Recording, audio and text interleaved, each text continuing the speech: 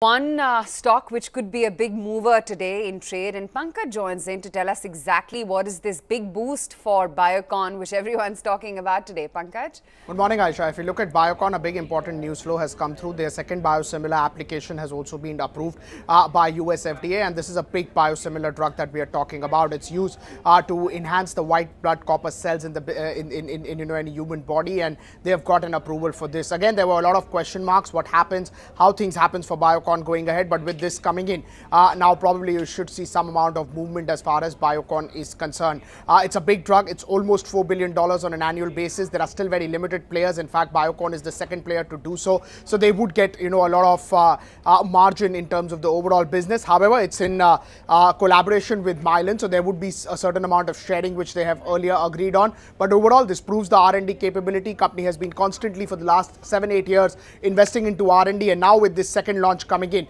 it proves that the R&D that they were doing is starting to pay off, and that's why this is a stock which could be in focus. Would not be surprised if this is among the top F&O gainers today.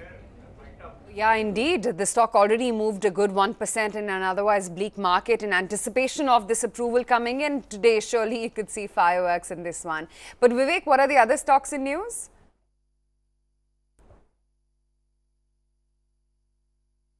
The stocks to definitely watch out for would be Vedanta. Remember, the electro steels account is something that is the second IBC account that has to be considered. And if you're talking about Vedanta, it has gone ahead and deposited almost a little over 5,000 crore rupees for this particular acquisition. It would mean a very successful resolution as far as Vedanta is concerned, and significant amount of capex as well as synergy benefits are expected to be seen as far as Vedanta is concerned. The other one to watch out for, of course, would be Idea Cellular. Very big relief coming in. The Department of Telecom has actually gone ahead and given the shareholder approval for increasing the FDI limit to almost 100%. So Idea Cellular can now be fully owned by FDIs, and the other thing to watch out for is that Idea would soon rename itself into Idea Vodafone just before the mega merger does actually happen. The other one to watch out for is MCX. A lot of synergy benefits between all of the various exchanges, and MCX has gone ahead and completed a deal to acquire almost 24% in the CDSL's commodity repository. Again, this is a significant move as far as MCX is concerned. On the other one, the bad news continues as far as PNB is concerned.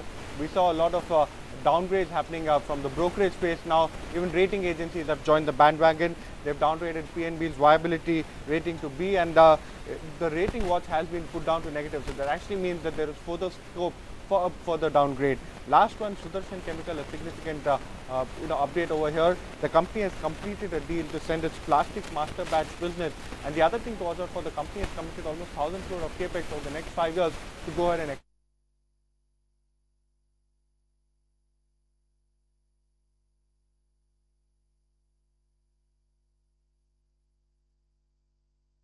Okay, we seem to have lost Vivek's audio there, but he was just highlighting all the stocks which are going to be in focus. Do we have Poonam next to tell us about Shriram Transport? Okay, no, we have an analyst joining in, Cyndrella Carvalho, Senior Analyst Pharma at Dolat Capital, joins in to tell us about how big a boost is this biosimilar nod from the US FDA for Biocon. Cyndrella, your observations on how big would this be for Biocon, considering the drug's US market size is quite large? Correct. So it is $3.9 billion in US, and mostly the entire market lies in US. The ROW is just a $600 million remaining. So we feel it's a major big opportunity to watch for, and the biggest part is the launch would be immediately. So in few weeks we would see the product in US market, and that would help us understand how the biosimilar story is going to pan out.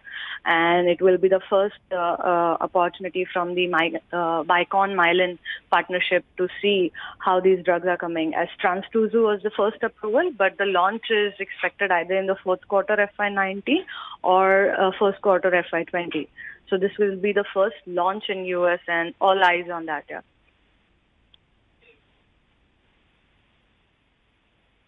Your sum of part calculations for Biocon, are they factoring in this biosimilar upside? Because Biocon has been one of those outperformers within the pharma space.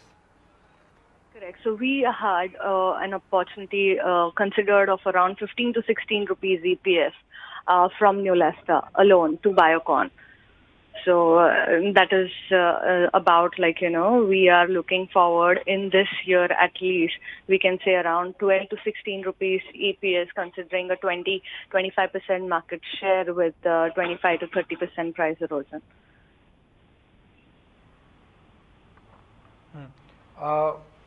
What has been the pattern of biosimilar, pricing?